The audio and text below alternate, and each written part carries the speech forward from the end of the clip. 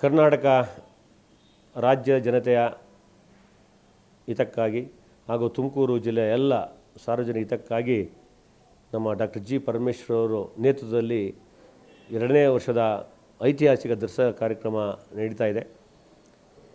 ಇದರ ಉದ್ದೇಶ ಊರ ಹಬ್ಬ ರೀತಿಯಲ್ಲಿ ಎಲ್ಲ ಜನರ ಸಹಭಾಗಿತ್ವದಲ್ಲಿ ಏನು ಸಂವಿಧಾನದ ಆಶಯ ಇದೆ, ಸರ್ವ ಜನಾಂಗ ಬಾಳ್ಗೊಂಡು ಇವತ್ತು ದಸರಾ ಕಾರ್ಯಕ್ರಮವನ್ನು ಆಚರಣೆ ಮಾಡ್ತಾಯಿದೆ. ಹಲವಾರು ಕಾರ್ಯಕ್ರಮಗಳನ್ನು ಜನರಿಗೆ ಒಂದು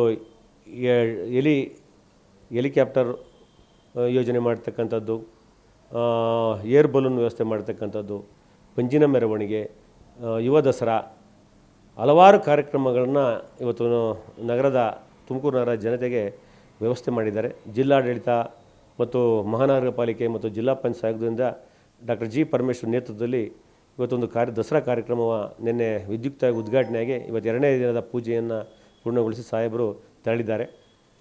ಇವತ್ತು ಏನು ದಸರಾ ತಾಯಿ ಚಾಮುಂಡೇಶ್ವರಿಯ 9 ಅವತಾರಗಳನ್ನು ಪ್ರತಿದಿನ ಒಂದೊಂದು ಅವತಾರಕ್ಕೆ ವಿಶೇಷ ಪೂಜೆಯನ್ನು ಎಲ್ಲ ನಮ್ಮ ಅಧಿಕಾರಿ ಮತ್ತು ಸಾರ್ವಜನಿಕರ ಸಹಭಾಗದೊಂದಿಗೆ ಇವತ್ತು ಪೂಜೆಯನ್ನು ನಡೀತಾ ಇದೆ.